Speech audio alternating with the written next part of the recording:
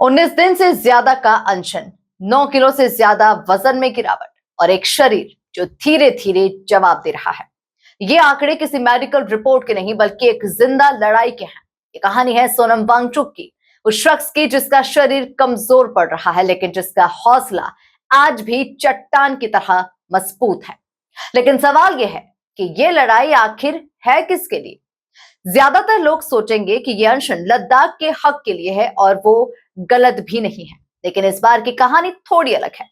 दिल्ली के जंतर मंतर पर यह अनिश्चितकालीन भूख हड़ताल असल में देश के लाखों छात्रों के भविष्य को लेकर शुरू हुई। नीट पेपर लीक और शिक्षा व्यवस्था में धांधली के खिलाफ उठी आवाज ने सोनम वांगचुक को अनशन पर बैठने के लिए मजबूर कर दिया। तो कैसे छात्रों के गुस्से से शुरू हुई एक लड़ाई लद्दाख की पुरानी मांगों और पूरे देश के युवाओं के आंदोलन का प्रतीक बन गई? और सबसे बड़ा सवाल, अब आगे क्या होगा? इस बार सोनम वांगचुक के अनशन की वजह बना वो गुस्सा जो नीट और दूसरी परीक्षाओं में पेपर लीक और धांधली को लेकर देश के युवाओं में उबल रहा था। जंतर मंतर पर कॉकरोच जनता पार्टी के बैनर तले छात्र पहले से ही शिक्षा मंत्री धर्मेंद्र प्रधान के इस्तीफे की मांग को लेकर प्रदर्शन कर रहे थे। इसी मंच से सोनम वांगचुक ने अपना अनिश्चितकालीन अनशन शुरू कर दिया। आज उनके अनशन को 19 दिन से ज्यादा हो चुके हैं। डॉक्टर्स के मुताबिक उनका वजन 9 किलो से ज्यादा घट चुका है और अब उनका शरीर फैट के बाद मांसपेशियों को गलाकर ऊर्जा बना रहा है। यह एक खतरनाक स्टेज है जहां शरीर के जरूरी अंगों पर असर पड़ने का खतरा बढ़ जाता है।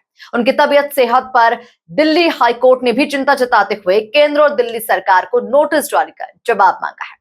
लेकिन इन तमाम चिंताओं के बावजूद वांगचुक ने अपना अनशन तोड़ने से साफ इनकार कर दिया है।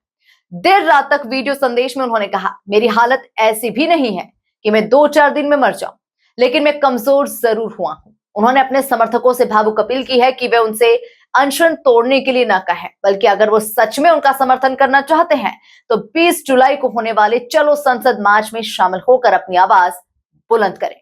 तो फिर लद्दाख का मुद्दा कहां है?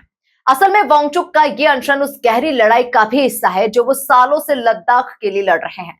एक ऐसा इंसान जिसे दुनिया एक इनोवेटर के तौर पर जानती है, वो अपनी जान दांव पर क्यों लगा रहा है? इसका जवाब लद्दाख की उन खूबसूरत लेकिन राजनीतिक रूप से संवेदनशील वादियों में छिपा है।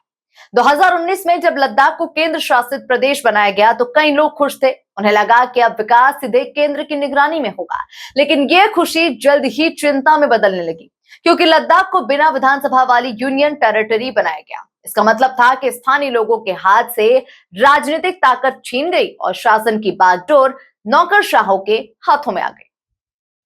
लद्दाख की लगभग 90% आबादी आदिवासी है। उन्हें डर सताने लगा कि बाहरी कंपनीज और कॉरपोरेशन उनकी जमीन, संस्कृति और नाजुक पर्यावरण को तबाह कर देंगे।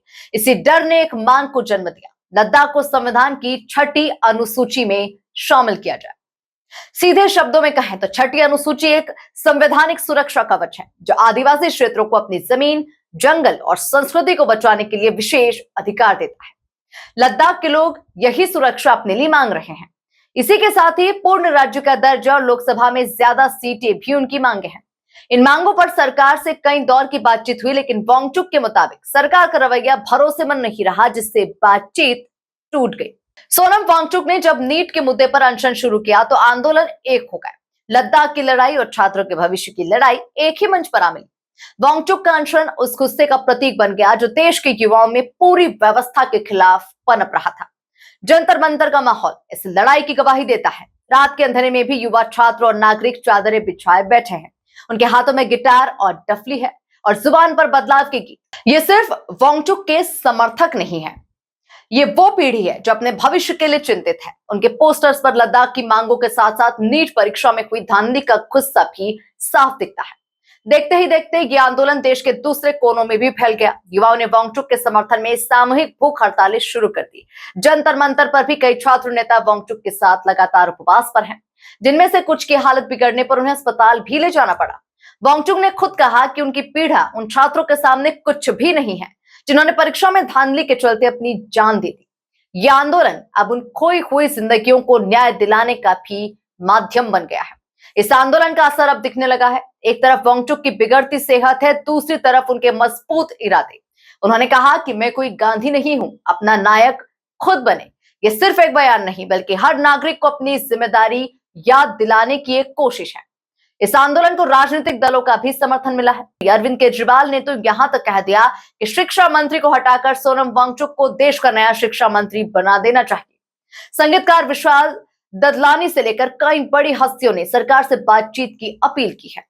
इस दबाव का असर दिख रहा है। दिल्ली हाईकोर्ट का सरकार को नोटिस जारी करना और मानसून सत्र से ठीक पहले 20 जुलाई को चलो संसद मार्च का ऐलान सरकार पर दबाव बनाने की एक बड़ी रणनीति है। एक तरफ वांगचुक का शरीर कमजोर हो रहा है, वहीं दूसरी तरफ उनका आंदोलन हर गुजरते दिन के साथ एक मजबूत नींव, एक मजबूत आधार लेता जा रहा है।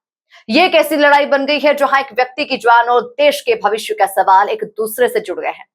तो आज हम एक ऐसे मोड़ पर खड़े हैं जहां एक तरफ सोनम वांगचुक का जीवन है, वहीं दूसरी तरफ लाखों युवाओं की उम्मीदें। नीट घोटाले के खिलाफ शुरू हुई ये आवाज आज लद्दाख के हक और पूरे देश के छात्रों की आवाज बन चुकी है।